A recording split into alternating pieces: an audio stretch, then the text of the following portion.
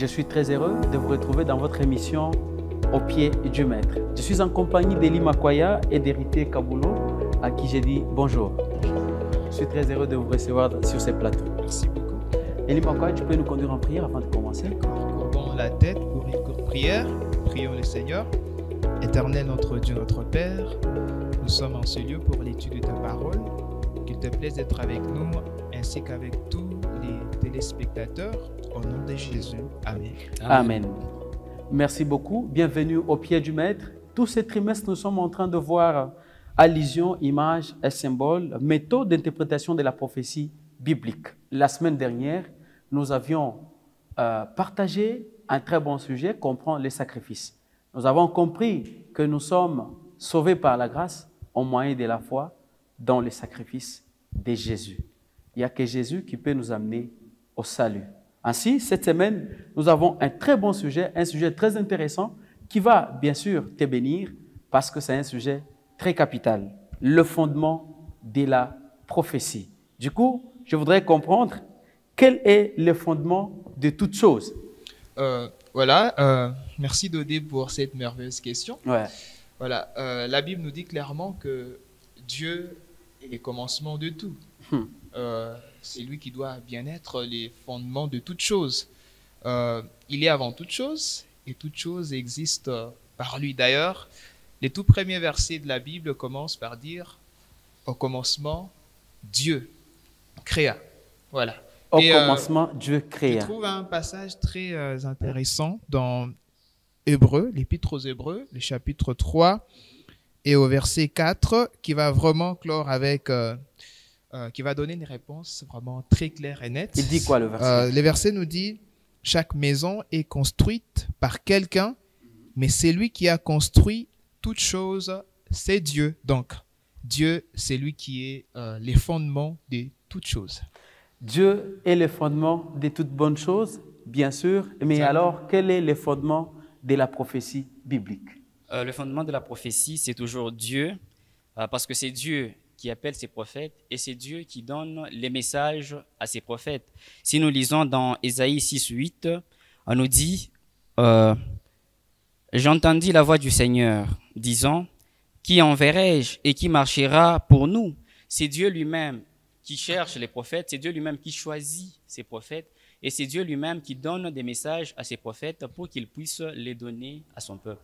Dieu choisit les humains, il les utilise comme prophètes pour faire passer le message. Oui. Du coup, comment se fait-il un Dieu très saint, un Dieu vraiment très saint, et la Bible dit personne ne peut se tenir devant lui et vivre, mais il est en interaction avec les humains. En tout cas, de Mbouyou, c'est une excellente question. Ouais. Elle est vraiment merveilleuse. Voilà, nous voyons à travers la Bible que Dieu est partout. Il contrôle toutes choses. Il voit tout. Il est saint et sa sainteté, elle est constante. Sa présence est partout, en fait. Ce n'est pas à Dieu d'échanger, mais c'est à nous, en fait, de nous conformer à cette sainteté de Dieu. D'ailleurs, dans le passage que Héritier venait de donner tout à l'heure, la continuité nous dit que Ésaïe, après avoir reconnu son indignité, en présence de Dieu, il s'est rendu compte qu'il était vraiment perdu. Mais cependant, la chose... Il n'a pas résisté à la présence de Dieu. Exactement. Dans sa vision, quand il s'est retrouvé devant la cour, bien sûr, le trône de Dieu, oui. Il n'a pas résisté. Il est tombé, il n'a pas vraiment résisté. Et la scène ne s'est pas arrêtée là. Ouais. Il y a un chérubin qui l'a purifié avec un charbon séraphin. ardent. Un séraphin, voilà. Ouais. Qu'il a purifié avec un charbon ardent. Et là, il pouvait vraiment se tenir devant Dieu. Donc, c'est à nous de nous conformer à Dieu, à nous d'arranger notre vie de manière à ce que elle puisse s'accommoder à la sainteté de Dieu. Cependant, donc, pour résister dans la présence de Dieu, il faut se conformer. Exactement. Il faut remplir certaines conditions pour que tu puisses résister. D'accord. Cependant, nous ne devons pas oublier un aspect très important. Ouais. C'est que Dieu veut vraiment être proche de nous et cohabiter avec nous. Et cette idée, je la trouve clairement établie dans Exode 25, 8, que je vais citer sans pour autant lire, Ouais. voilà, qui dit ils me feront un sanctuaire Mhm. et j'habiterai au milieu d'eux. Donc, Dieu a vraiment, Dieu a envie, a Il le a- désir de cohabiter avec son il a peuple. vraiment ses désirs. D'ailleurs, c'est son désir le plus cher. Les désirs le plus cher. Des dieux. C'est pourquoi il a dit, construisez-moi un sanctuaire, j'habiterai au milieu de vous. Mais je m'imagine quel avantage de cohabiter avec Dieu. Mais où est-il? Où est-il lui-même? Il est où? Il est où, franchement? Merci Dodé pour la question. Lisons Psaume 139, verset 8, pour répondre à cette question. Ouais. Psaume 139, 8 nous dit, « Si je monte aux cieux, tu y es. Là, c'est David qui est en train de parler. Et il parle à Dieu. « Si je me couche au séjour des morts, t'y voilà. Départ, ces psaumes, nous comprenons que Dieu, il est partout. Selon le psalmiste, Dieu Et partout. est partout. Voilà, oui, c'est une idée vraie. Dieu est partout. Cependant, la Bible nous présente Dieu comme étant assis sur son trône. Si vous lisez la première partie des psaumes, Mhm. on peut dire encore des psautiers, les psautiers, voilà, 55, Mhm. le 20e vers. Vers, ouais. Voilà, Dieu, il est assis sur son trône. Mais là, vous me compliquez, non? Vous ne trouvez pas vous me compliquez? Lui dit il est partout, mais vous dites qu'il est assis sur son trône. Du coup, il est où? Je pense que le psaume 103, verset 19 va nous mettre d'accord. Ouais. Psaume 103, 19 nous dit, « L'Éternel a établi son trône dans les cieux, et son règne domine sur toutes choses. » Là, nous allons comprendre que Dieu, non seulement il a son trône aux cieux, mais il domine sur toutes choses. C'est difficile. Ce que nous devons comprendre, c'est que Dieu, c'est un être tellement puissant que c'est difficile de les limiter, de nous dire qu'il est à tel endroit ou à tel endroit. Comprenons seulement que Dieu, il est partout. Et il D'ailleurs, contrôle toutes choses. d'ailleurs, dans la Bible, je crois, lorsque Salomon lui a bâti un temple, Ouais. il a dit, ce n'est pas que par le fait que je t'ai bâti ces temples, Tu que vas tu es convenir limité, dans tu vas ces... convenir Oui. parce que ta présence remplit toute la terre. Donc, Bon, Dieu est ce qu'il est. Voilà. Il est ce qu'il est, bien sûr. Exactement. Il est Dieu. Mais maintenant, du coup, quand dans la Bible, à chaque fois qu'on parle de la présence de Dieu, exactement. nous voyons, la Bible fait référence à la présence des chérubins. Ok. Mais je voulais comprendre, est-ce que vous pouvez nous faire comprendre qui sont-ils les chérubins et quel est leur rôle? Voilà, merci beaucoup Dodé. Quand vous venez de les mentionner, hein, Ouais.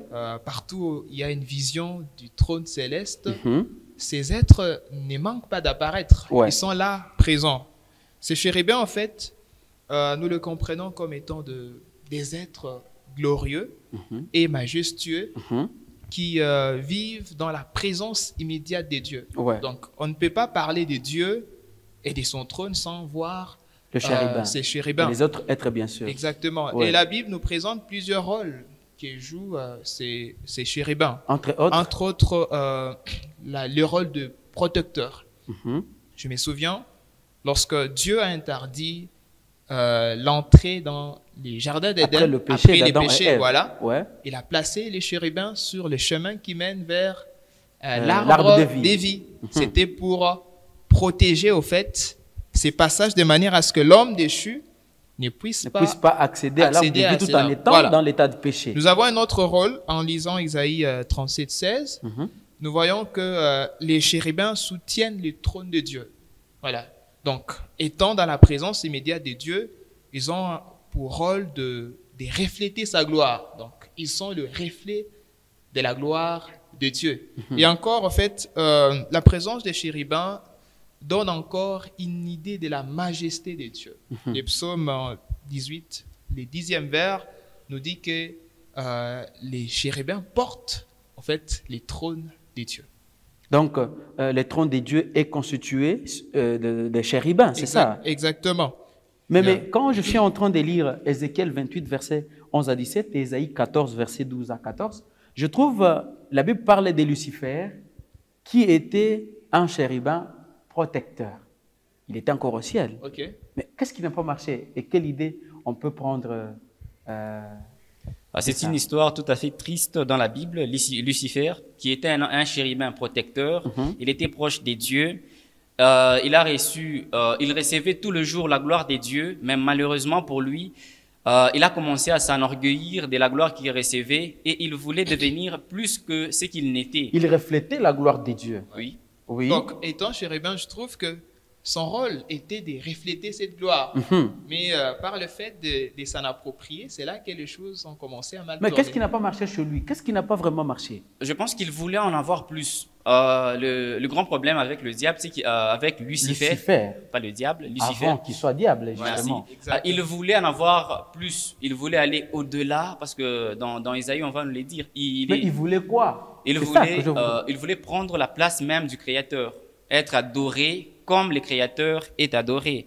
Le grand problème du diable, c'est l'orgueil, et le problème d'orgueil peut aussi nous toucher, nous aussi. Aujourd'hui, Dieu nous a donné des dons et des talents pour que nous puissions travailler pour lui, pour que nous puissions montrer au monde que nous servons un Dieu puissant. Mais malheureusement, à cause de l'orgueil, on peut commencer à se dire, en tout cas, j'en veux plus, je peux faire plus que ce que je suis en train de faire, et je n'ai besoin de la force des personnes.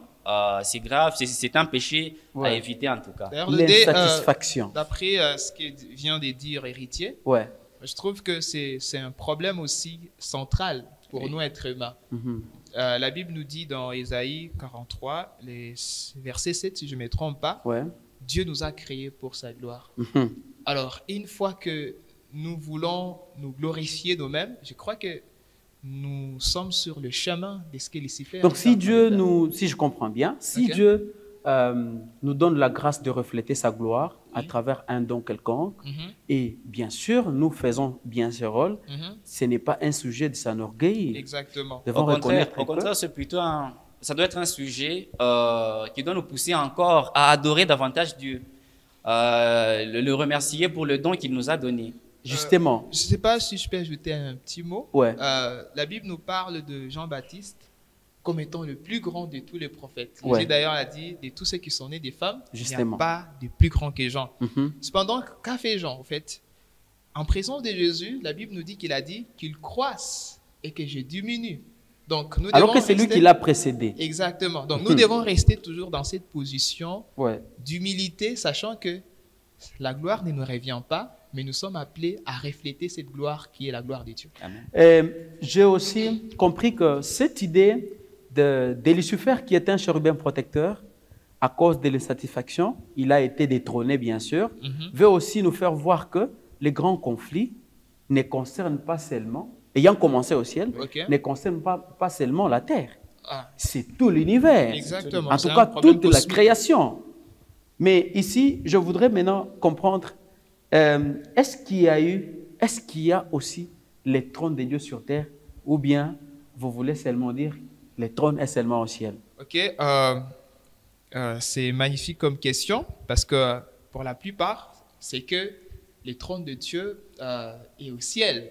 Mais cependant, nous ne devons pas oublier que sur la terre, il y a des représentations de ce trône. Et nous les voyons sous Sur la plusieurs... terre, il y a eu des il y représentations a eu, des trônes voilà, de Dieu. et nous voyons cela sous plusieurs images. Hein. Mhm, Je commence déjà par les jardins d'Éden. mhm, La présence de l'arbre de vie ouais, était une représentation de ce trône parce que Dieu est la vie. mhm. Et nous voyons dans Genèse 3:8 que Dieu parcourait les jardins. Et nous avons là l'idée de sa présence sur la terre ou de son trône. Et la présence des chérubins, bien sûr, Voilà. qui sont descendus pour protéger le Voilà. jardin. Et même après la chute, Mhm, cette présence de Dieu, elle demeure, comme venez de mentionner, de Ouais. dire, par la présence des chérubins qui devaient garder la route ou le chemin vers l'arbre de vie. jardin. Et plus important encore, dans le plan du salut de Dieu, bon, nous voyons les sanctuaires ou les tabernacles, et les tabernacles étaient surmontés de 2 chérubins. Par là encore, nous voyons la présence de Dieu qui s'est manifestée entre les 2 chérubins par ce qu'on appelle la Shekinah, la gloire de Dieu. Là, c'est dans les lieux très saints, Les très là où il y saints, bien avait sûr. l'arche de l'alliance. Alliance, exact. C'était effectivement la présence de Dieu La présence permanente. de Dieu qui, Et ou bien, personne ne peut y entrer vaille que vaille. pour encore peut-être ajouter, Ouais. on voit cette présence de Dieu qui représente son trône était vraiment visible dans la marche d'Israël vers la terre promise. Mhm, La journée par une colonne de nuée mhm. et la nuit par une colonne de feu. Donc Dieu, il est partout et son trône, on peut dire qu'il est aussi sur terre. Parce que tu évoques les sujets du sanctuaire et comment était déjà l'emplacement du peuple de Dieu face à la présence de Dieu au milieu du peuple? Merci Dodé pour la question. L'emplacement du peuple d'Israël en Égypte, Dieu a voulu être au Dans le centre, désert, bien dans sûr. les déserts. Ouais. Dieu a voulu être au centre. Et de chaque point cardinal, il y avait une tribu dominante qui était suivie de deux autres tribus. Au nord, nous avions la tribu des Dan, qui avait pour symbole l'aigle, et ils étaient suivis de la tribu d'Azer et des Nephtali. Au sud, nous avions la tribu de Ruben, qui avait pour symbole un homme, et ils étaient suivis de la tribu des Siméon et des Gad. À l'est, nous avons la tribu des Judas, qui avait pour symbole cette fois-ci un lion, et ils étaient suivis d'Isaacar et des Zabulons. Et enfin, à l'ouest, nous avons la tribu d'Éphraïm, qui avait pour symbole le bœuf, et ils étaient suivis de la tribu des Manassé et Benjamin. Cette disposition n'est pas un hasard. Au contraire, c'est le reflet même de la disposition que nous aurons dans la nouvelle Jérusalem. Voilà. Waouh! Un bon emplacement, justement. Et aussi, voilà, vous allez voir que cet emplacement place Dieu au centre. Dieu est au centre, bien Au sûr. centre de Cette ça, cohabitation. il y avait, au centre de cela, il y avait les sanctuaires, en fait, qui Ouais. étaient la présence visible de Dieu. De Donc, Dieu. je Et eux crois que devraient camper sur cette disposition. Cela doit nous enseigner aussi que Dieu doit être au centre de notre vie. Justement, Dieu doit être au centre de notre vie. Je voudrais bien comprendre, vu que le sanctuaire n'est plus sur cette terre, selon la prophétie biblique, le sanctuaire, il reste, parce que c'était le modèle, bien sûr, de celui du ciel, il y a seulement le sanctuaire céleste qui est resté et Jésus comme grand sacrificateur dans le sanctuaire céleste. Vu que le sanctuaire, Ok. tu mentionnes que Dieu était présent dans les sanctuaires. Oui. Mais maintenant, disons que la présence de Dieu maintenant est seulement au ciel. Bon, la présence de Dieu, Parce que le sanctuaire n'est plus sur la terre. voilà, Lui était dans les sanctuaires, dans les lieux très saints. exactement. Le Bon, sanctuaire a été on dira- détruit finalement. on Il dira- reste maintenant au ciel. On ne dira pas cela. D'ailleurs, avec tout ce que Dieu a fait pour nous, nous avons vu d'ailleurs son désir d'habiter avec nous. Ouais. Mais je me dis, je vois que avec la présence du Christ dans le sanctuaire céleste, cela devient encore plus évident. En fait, la présence de Dieu devient encore plus évidente avec nous par le fait que là, il est maintenant en nous. La Bible nous dit que ne savez-vous pas que vos corps sont les temples du Saint-Esprit? Mais j'aurais bien voulu savoir ce verset-là dont Voilà, tu parles, exactement. dont tu fais référence. Nous sommes dans 1 Corinthiens chapitre 3. J'espère que nous allons bien les lire. 1 Corinthiens chapitre 3. Je préfère prendre... Voilà, vous allez trouver ça dans plusieurs passages. Ouais. Entre autres, 1 Corinthiens 3, 16 à 17.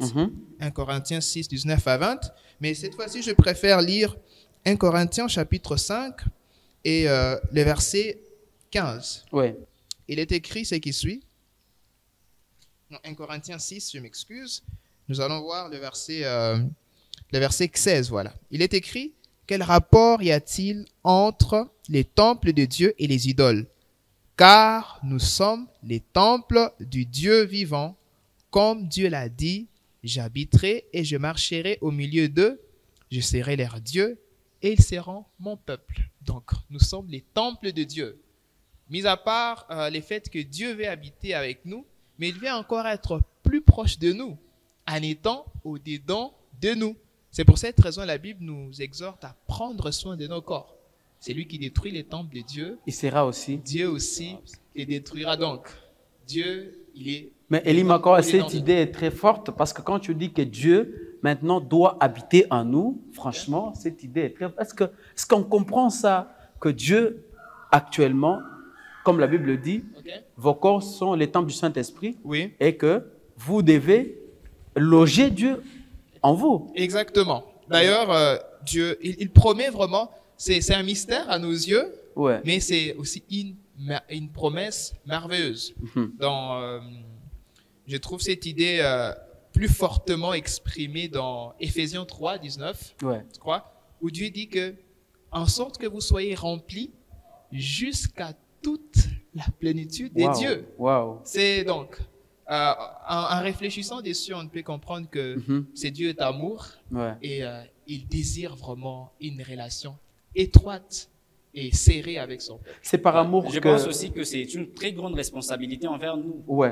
Nous sommes appelés à habiter, à être des temples des dieux, à habiter la présence même des dieux. Il y a certaines choses, il y a certaines pensées qui doivent vraiment être chassées de nos vies, de notre tête. Parce que si ça nous ramène au mal, si ça nous ramène au péché, nous devons savoir que ça va chasser la présence des dieux, alors que nous sommes appelés à faciliter la cohabitation entre nous et Dieu. Entre nous avec Dieu. Donc c'est une très grande responsabilité. Prenons en tout cas nos mesures pour que cette cohabitation soit permanente. Voilà. Mais vous étiez en train de dire tantôt ici que Dieu est partout, non? Oui. Dieu est partout, mais du coup, vous êtes en train de dire nous devons faciliter la cohabitation avec Dieu. C'est comme si... Bon, moi, je pourrais dire Dieu est partout, hein, mais pour être dans l'homme, il faut que l'homme le permette parce que... C'est pas forcément que Dieu entre dans chacun et comme... Et moi, je peux dire, dans tout être inanimé, il peut y être, mais sauf dans l'homme parce qu'il lui a donné les libres arbitres. Parce que l'homme doit accepter. En plus, Dieu il l'a créé à son image. Oui. Pour appuyer ce que le frère il vient de dire, dans Apocalypse, on nous dit qu'il est en train de frapper à la porte du cœur de tous les hommes. C'est lui qui est prêt, il va ouvrir son cœur et Dieu va entrer, il va établir sa demeure en lui et ils vont souper ensemble. Et une fois entré, une fois que nous lui donnons l'accès à nous, Colossiens 1,27 nous dit que Christ en vous, l'espérance de la gloire. Donc, nous reflétons cette gloire que Lucifer a refusé justement de refléter à s'en approprier. D'accord. Et quel est le projet de Dieu quant à cohabiter avec l'homme dans la sainteté et la perfection ou la plénitude, bien sûr, comme tu venais de les mentionner, Eli Makwaye? Quand nous comprenons bien toute la Bible, nous verrons un Dieu qui a ce souci d'habiter avec son peuple, mais malheureusement, il y a un intrus. Et cet intrus, c'est le péché. Et lorsque le péché entre, en quelque sorte, le péché chasse Dieu. Hein. Dieu nous sépare des dieux. Ouais, nous sépare des dieux. Dieu doit se retirer lorsqu'il y a le péché. Mais le projet de Dieu, au début, dans l'Éden, c'était de cohabiter avec Adam, d'où sa présence dans les jardins d'Éden. Et heureusement pour nous, nous avons une très grande promesse dans Apocalypse 21, 3, qui nous dit « Et j'ai entendu du trône une forte voix qui disait « Voici les tabernacles des dieux avec les hommes. Il habitera avec eux et ils seront son peuple et Dieu lui-même sera avec eux. » C'est un peu l'imagerie que nous avons vue avec les enfants d'Israël dans les déserts. Dieu habitait avec eux, mais cette fois-ci, Dieu va habiter avec les hommes. Ce sera un monde nouveau, il n'y aura ni péché, il n'y aura ni douleur. On va vraiment ressentir cette présence des dieux de façon, je dirais de façon totale. Hein. C'est Dieu qui va habiter sur toute la terre, dans tous les esprits et dans toutes choses, quoi. Voilà. Un bon projet, franchement. Oui. Un très bon projet, mais j'ai hâte de comprendre. Cette nouvelle Jérusalem sera quand? Ça sera où? Et comment ça sera? En tout cas, j'ai hâte de comprendre ça. Voilà. Merci beaucoup, Dodé. En tout cas, cette vision va nous amener à rêver. Hein. Et c'est vraiment une chose merveilleuse de nous donner déjà cet avant-goût. Parce que la Bible nous dit que ce sont des choses qu'elle n'a point vues, que l'oreille n'a point entendues, qui ne sont point montées au cœur de l'homme. Mais l'esprit nous a révélé quand même. Au travers, nous avons quand même une idée même miniaturisée. Et c'est merveilleux. En fait, cette révélation-là dont on a par rapport à Jérusalem. Exactement. En fait, quand, premièrement, cette nouvelle Jérusalem va venir, nous devons savoir que ça sera après la seconde venue de Jésus. Lorsque Jésus vient, et il vient, il va prendre son église pour le ciel. Mais la nouvelle Jérusalem ne va pas d'abord descendre. Ça sera aussi après la seconde résurrection qui va intervenir après 1000 ans. Justement. Parce qu'il faudrait que les pécheurs, tous ceux qui n'ont pas cru en l'évangile de Jésus-Christ, puissent ressusciter. Et après la purification de la terre, hein, la nouvelle Jérusalem, comme une épouse, va maintenant descendre. Donc, ça sera après la première résurrection, la deuxième, après la première, la deuxième, et puis après les 1000 ans, et la création de toutes choses, alors que tout sera nouveau, alors la nouvelle Jérusalem va intervenir. Alors, mais par rapport à où Apocalypse 21, 10, que j'aimerais bien sûr lire, Ouais. nous dit ceci. Et il me transporta en esprit sur une grande et haute montagne.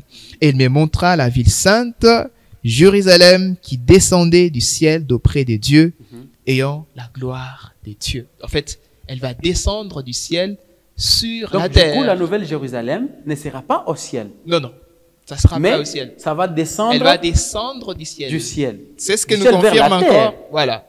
Zacharie 14, le verset 4, confirme encore une fois de plus cette idée. En fait, elle va descendre et son emplacement sera sur la terre où il y aura la nouvelle création. Alors, comment dans Apocalypse 21, lorsque nous commençons à lire à partir du verset 11 à 18, comment sera cette ville? C'est par là que j'aimerais que vous soyez un peu. Je demande à nos téléspectateurs, à vous également de bien suivre parce que là, ça coupe vraiment Mais les Elie souffles. Maka, nous sommes déjà attentifs, nous sommes en train de te suivre. Très bien. Nous attendons beaucoup plus que vous puissiez nous dire comment sera cette nouvelle Voilà. Jérusalem. Premièrement, j'évoque une idée sur laquelle on est passé par Ouais. rapport à l'emplacement du peuple dans peuple le de désert. Dieu, voilà, Oui. autour du sanctuaire. En fait, il formait un carré parfait. Ouais. Et voilà, la nouvelle Jérusalem également aura une forme carrée. Elle aura 12 portes.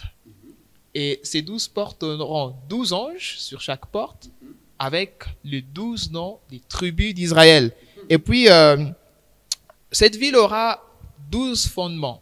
Et sur chaque fondement, il y aura un nom d'un apôtre. En fait, quel honneur, quelle gloire. C'était aussi 12 sera, apôtres, donc pour 12 ces fondements. 12 ouais. apôtres, voilà. Et la Bible nous dit on n'aura plus besoin du soleil.